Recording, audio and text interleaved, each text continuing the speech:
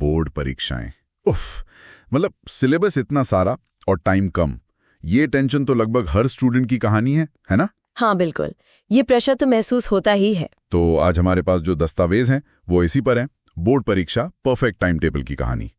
हम इसी से समझने की कोशिश करेंगे कि भाई इस चुनौती से कैसे निपटा जाए, एक असरदार स्टडी प्लान कैसे बने। ये कहानी है निधि नाम की एक छात्रा की। उसने 90 दिनों में बोर्ड परीक्षा के लिए एक कामयाब टाइम टेबल बनाया। तो आज का मकसद है निधि के तजुर्बे से कुछ ऐसे प्रैक्टिकल स्टेप्स निकालना जिनसे पढ़ाई को पटरी पर लाया जा सके। सही बात है।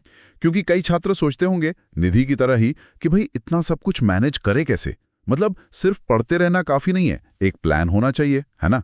ऐसा ही लगता है इस कहानी से। बिल्कुल।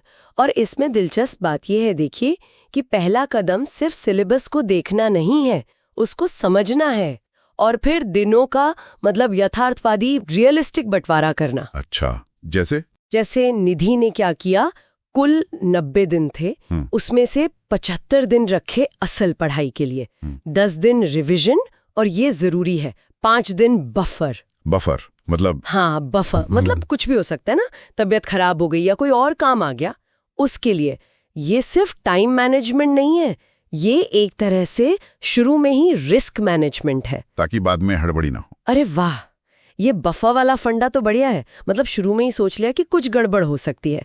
अच्छा, तो ये तो हुई दिनों की प्लानिंग, पर रोज का रूटीन वो कैसे? वो जो दिमागी ऊर्जा वाली बात थी वो मुझे बड़ी काम की लगी। हाँ, वो बहुत अहम है, बहुत। निधि के तजुर्बे में ये था कि सुबह जब दिमाग एकदम ताज़ा है तो उठाओ सबसे मुश्किल सब्जेक्ट। हाँ, लॉजिकल है। फिर दोपहर में वो विषय जिनमें कॉन्सेप्ट ज्यादा समझना हो, शाम को जरा हल्के विषय, और रात को सोने से पहले फटाफट पूरे दिन का रिवीजन। और हाँ, एक और बात, लगातार घंटों नहीं पढ़ना। हर 40-50 मिनट की पढ़ाई के बाद एक छोटा सा 10 मिनट का ब्रेक बहुत जरूरी है ये, ताकि दिमाग एकदम फ्रेश रहे। हाँ, वो ब्रेक तो बहुत जरूरी है, वरना बर्नआउट हो जाता है। लेकिन एक सवाल है, क्या सिर्फ रोज पढ़ना, ब्रेक लेना ये काफी है? रिवीजन का क्या? अक्सर छात्र आगे पढ़ते जाते हैं और पीछे का भूलते जाते हैं। बिल्कुल सही सवाल है, और यहीं पर साप्ताहिक रिवीजन और मॉक टेस्ट की अहमियत समझ आती है। निधि के प्लान में रविवार का दिन खास तौर पर इसी के लिए था। अच्छा, संडे फिक्स था। हाँ, पूरे हफ्ते जो पढ़ा उसे दोहराना और टेस्ट देना। इससे पता चलता रहता है ना कि तैयारी कितनी हुई, कहाँ कमी रह गई है। सीखना एक साइकिल जैसा है, सिर्फ आगे जाना नहीं, पीछे मुड़कर देखना, पक्का करना वो भी उतना ही जरूरी है। सही कहा। अच्छा, और ये घंटों की गिनती बहुत सुनने में आता है, अरे 10 घंटे पढ़ो, 12 घंटे पढ़ो। क्या इस कहानी में भी घंटों पर जोर है? देखिए, इस कहानी का एक अहम पहलू यही है कि घंटों की गिनती से ज्यादा पढ़ाई की क्वालिटी मायने रखती है। क्वालिटी मतलब जैसे मान लीजिए कक्षा 10 के लिए 5-6 घंटे और कक्षा 12 के लिए 6-8 घंटे, अगर फोकस के साथ पढ़ा जाए तो वो काफी हो सकता है। फोकस के साथ, हाँ, ये जरूरी है। बिल्कुल, बिना किसी भटकाव के, जैसे मोबाइल दूर रख दिया, सोशल मीडिया बंद, कम समय में ध्यान लगाकर पढ़ना ज्यादा देर बिना ध्यान के बस बैठे रहने से कहीं बेहतर है। सुनने में तो ऐसा बहुत अच्छा लग रहा है, मतलब प्लान बनाओ, रूटीन फॉलो करो, रिवीजन करो। पर असल जिंदगी में मतलब सब कुछ प्लान के मुताबिक थोड़ी ना चलता है। हाँ, यही तो बात है। कभी बीमार पड़ गए या घर पर मेहमान आ गए। हाँ? क्या निधि का प्लान इतना सख्त था कि सब गड़बड़ हो जाए? नहीं, यहीं पर इस कहानी की एक और बड़ी सीख छिपी है, लचीलापन, फ्लेक्सिबिलिटी। जब निधि के साथ ऐसा कुछ हुआ, जैसे वो बीमार पड़ गई, तो उसने टेंशन नहीं ली। अच्छा। हाँ, बल्कि अगले दिन के प्लान में थोड़ा फेरबदल कर लिया, एडजस्ट कर लिया। देखिए, परफेक्ट टाइम टेबल बनाने के चक्कर में खुद को बीमार कर लेना या बहुत ज्यादा स्ट्रेस लेना, वो तो और भी बुरा है ना? सही बात है। जिंदगी में उतार चढ़ाव तो आते हैं। एक अच्छा प्लान वो है जो इन चीजों को भी संभाल सके। मतलब प्लान कोई पत्थर की लकीर नहीं होना चाहिए, जरूरत के हिसाब से बदलना भी आना चाहिए। अच्छा, सुना है उसमें एक सैंपल टाइम टेबल का भी जिक्र है।